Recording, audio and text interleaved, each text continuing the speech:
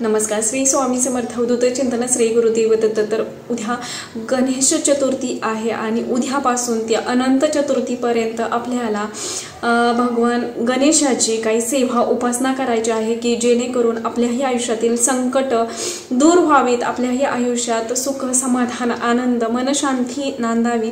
यासाठी आपल्याला या दिवसापासून म्हणजेच गणेश चतुर्थीपासून ते अनंत चतुर्थीपर्यंत आपल्याला काही सेवा करायच्या आहेत.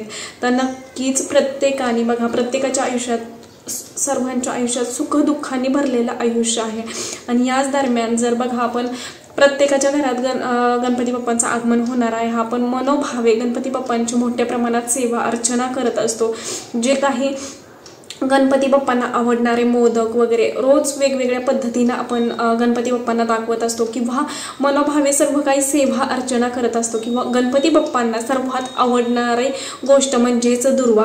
तर बघा, याच दुर्वांचा आपल्याला या सेवेमध्ये उपयोग करून आपल्या मनातील इच्छा पूर्ण करण्यासाठी आपल्याला ही सेवा करायची आहे गणेश चतुर्थीपासून ते अनंत चतुर्थीपर्यंत.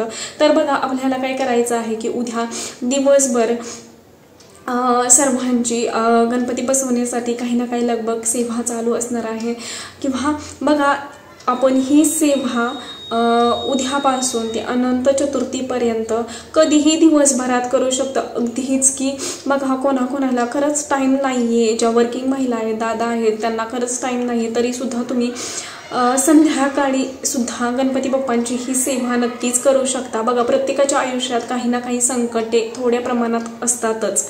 तर या दरम्यान खरंच खूप मोठी संधी चालून आलेली आहे की आपल्याला या दरम्यान बघा, वर्षभर आपण कोणतीच सेवा अर्चना करत नाही, पण गणपती बाप्पांचं घरात आगमन होणार आहे आणि याच कालावधीमध्ये जर आपण गणपती बाप्पांची मनोभावे सेवा अर्चना केली तर नक्कीच आपल्याही मनातील इच्छा पूर्ण होणार म्हणजे होणारच.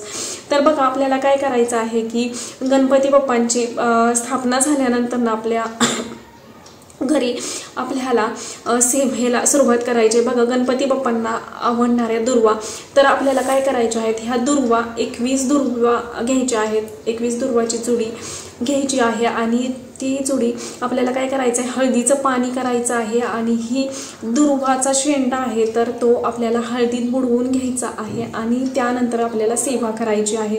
तर सेवा कोणती असेल तर सर्वात प्रभावी कोणती सेवा असेल गणपती बाप्पांची तर गणपती अथर्वशीर्षक, तर ते आपल्याला म्हणायचं आहे.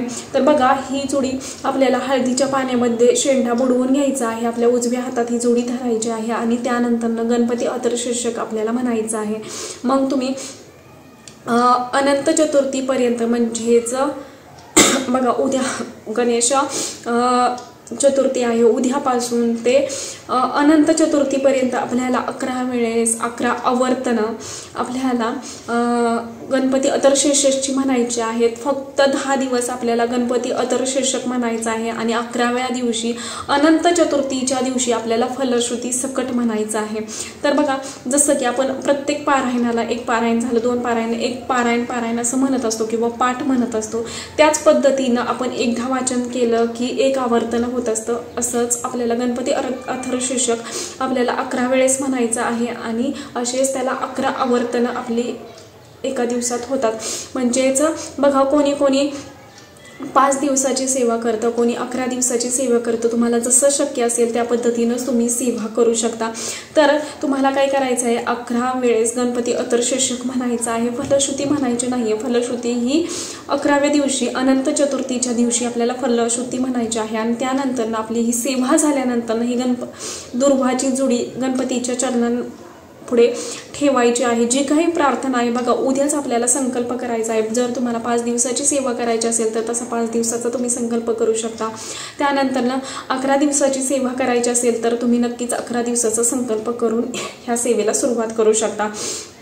तर बघा, शेवटच्या दिवशी आपल्याला फलश्रुती म्हणायची आहे. पुन्हा एकदा सांगते, 10 दिवस तुम्हाला फक्त गणपती अथर्वशीर्षक 10 वेळेस म्हणजे 11 वेळेस म्हणायचं आहे आणि अनंत चतुर्थीच्या दिवशी आपल्याला 11 म्हणजे 10 वेळेस गणपती अथर्वशीर्षक म्हणायचं आणि 11व्या वेळेस गणपती अथर्वशीर्षक म्हणून फलश्रुती सुद्धा आपल्याला शेवटच्या दिवशीच म्हणायची आहे म्हणजे अनंत चतुर्थीच्या दिवशी. तर ही सेवा आपल्याला उद्यापासून चालू करायची आहे आणि खरंच खूप प्रभावशाली सेवा आहे. प्रत्येक प्रत्येकाच्या इच्छा ह्या सेवेने नक्कीच पूर्ण होतात.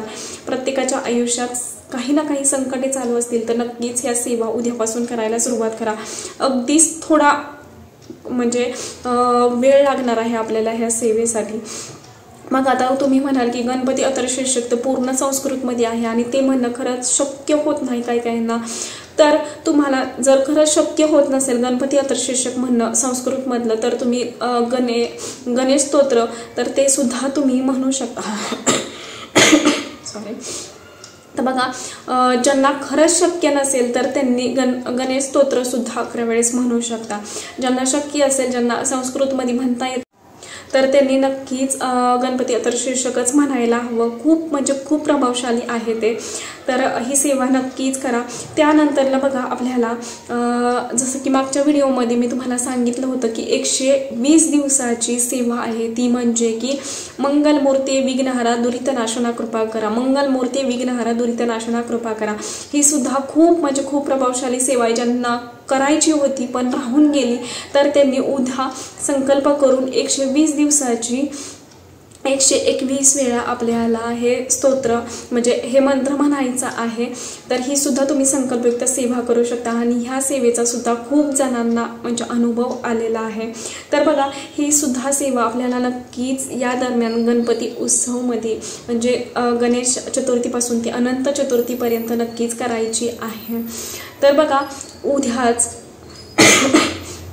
उद्याच श्रीपाद श्री वल्लभ यांची जयंती सुद्धा असणार आहे. त्यामुळे नक्कीच की आपल्याला या दिवशी ही सुद्धा सेवा करायची आहे श्रीपाद श्री वल्लभांची. तर बघा दत्त महाराजांचा पहिला कोणता अवतार असेल तर श्रीपाद श्री वल्लभ. तर त्यांचा जन्म पिठापूरला झालेला आहे आणि पुण्यभूमी ही कुरवपूर आहे. तर बघा आपल्याला उद्याच्याला गणपतीची सेवा तर करायचीच आहे, गणपतीची स्थापना तर करायचीच आहे, पण त्याचबरोबर आपल्याला श्रीपाद श्री वल्लभांची सेवा सुद्धा करायची आहे. बघा उद्या खूप सारी गडबडघाई असणार आहे, पण तरी सुद्धा जर तुम्ही ही सेवा खरंच चुकवू नका.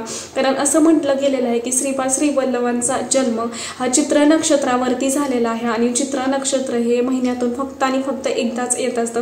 आणि असं सुद्धा म्हटलं गेलेलं आहे की जेव्हा तुम्ही चित्रा नक्षत्रावरती श्रीपाद श्री वल्लभांची जेव्हा सेवा करता तर तेव्हा नक्कीच तुमच्या कुंडलीतील जे दोष असतील तर ते नक्कीच मोठ्या प्रमाणात कमी व्हायला मदत होतात. आणि या दिवशी आपल्याला बघा केंद्रात सुद्धा खूप मोठ्या प्रमाणात या दिवशी श्रीपाद श्री वल्लभांची सेवा केली जाते सामूहिकरित्या. आणि गुरुचरित्राचा एक अध्याय तुम्हाला या दिवशी पठण करायचाच आहे, तो म्हणजे गुरुचरित्राचा 5वा अध्याय. तर तो अध्याय खरंच खूप म्हणजे खूप प्रभावशाली आहे आणि तो अध्याय तुम्ही नक्कीच केंद्रात जाऊन सुद्धा सामूहिकरित्या तिथं सकाळी पठण केला जातो, तर तिथं सुद्धा तुम्ही पठण करू शकता. किंवा घरी सुद्धा जर तुमच्याकडे श्रीपाद श्री वल्लभांचा फोटो असेल तर नक्कीच त्यांची विधिवत षोडोपचारी पूजा करून आपण घरी सुद्धा गुरुचरित्राचा 5वा अध्याय नक्कीच पठण करायला हवा.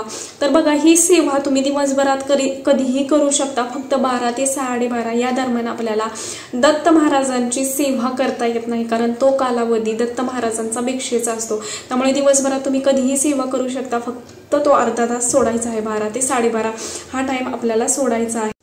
तर बघा उद्याच आपल्याला श्रीपाद श्री वल्लभांच्या जयंतीनिमित्त आपण जर तुम्ही केंद्रात जात असाल तर नक्कीच तिथं सुद्धा आपल्याला जे औदुंबराचं झाड आहे तर त्याला नक्कीच प्रदक्षिणा मारायला हव्यात. कारण दत्त महाराजांचा वास हा औदुंबरामध्ये खरंच खूप म्हणजे खूप मोठ्या प्रमाणात असतो. आणि याच दिवशी जर तुम्ही प्रदक्षिणा मारत असाल दिगंबरा दिगंबरा श्रीपाद वल्लभ दिगंबरा हा मंत्र म्हणत जर तुम्ही 11 किंवा 108 प्रदक्षिणा मारत असाल तर खरंच खूप म्हणजे खूप उत्तम प्रभावशाली सेवा तुमच्याकडून होऊन जाणार आहे. कारण बघा खूप जणांचा असा अनुभव आहे आणि केंद्रातल्या एक मावशी आहेत त्यांचा सुद्धा अनुभव त्यांना खूप मोठा आलेला आहे की बघा त्यांना बीपीचा त्रास होत होता आणि त्या सेवेने म्हणजे जेव्हापासून त्या केंद्रात यायला लागल्या आणि प्रदक्षिणा घालायला लागल्या तर त्यांचा त्रास बीपीचा पूर्णपणे आज गेलेला आहे आणि ते ठणठणीत बरे आहेत. म्हणजे त्यांना आता बीपीचा त्रास कसलाही होत नाही. म्हणजेच औदुंबराच्या प्रदक्षिणा घातल्यानंतर ना आपल्याला एवढे मोठे मोठे अनुभव येतात. त्यामुळे नक्कीच जर तुम्हाला शक्य असेल तर जवळपास तुमच्या इथं झाड असेल औदुंबराचं तर तिथं सुद्धा तुम्ही प्रदक्षिणा घालू शकता.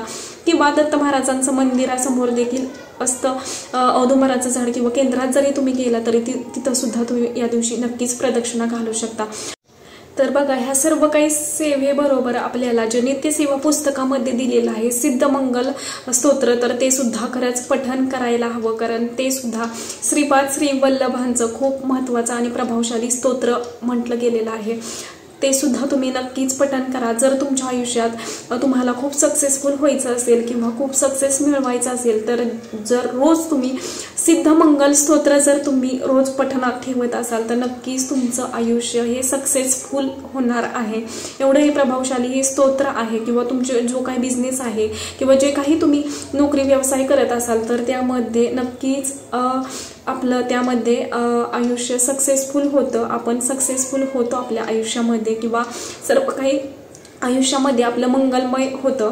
त्यामुळे सिद्धमंगल स्तोत्र नक्कीच पठण करायला हवं। आणि ज्यांनी खरंच सिद्धमंगल पादुका पूजनाचं सेवा केलेली असेल तर त्यांना नक्कीच हा अनुभव आलेला असेल, कारण आम्ही सुद्धा केंद्रामध्ये सिद्धमंगल पादुका पूजनाचं सेवेला बसलो होतो। खरंच खूप म्हणजे खूप जणांचा हा अनुभव आहे आणि आम्हाला सुद्धा ह्या सेवेचा अनुभव आलेला आहे। त्यामुळे नक्की ज्यांनी सेवा केलेली असेल तर ते नक्कीच खूप म्हणजे खूप भाग्यशाली असतील। आणि ज्यांना खरंच करायचे असेल तर तुम्ही नक्कीच सिद्धमंगल स्तोत्र नक्कीच रोज आपल्या पठणामध्ये नक्कीच ठेवायला हवं। तर उद्यापासून नक्कीच ह्या सेवेला सुरुवात करा। आणि उद्या श्रीपाद श्री वल्लभांचा जन्म जयंती, त्यामुळे नक्कीच ह्या सेवा करायला सुद्धा विसरू नका। आतापुरतं एवढंच झालेली सेवा मी महाराजांच्या रुजू करते। व्हिडिओ आवडला असेल तर लाईक करा, शेअर करा आणि चॅनेलवरती नवीन असाल तर असंच नवनवीन व्हिडिओ पाहण्यासाठी चॅनेलला सबस्क्राईब करा। धन्यवाद। श्री स्वामी समर्थ।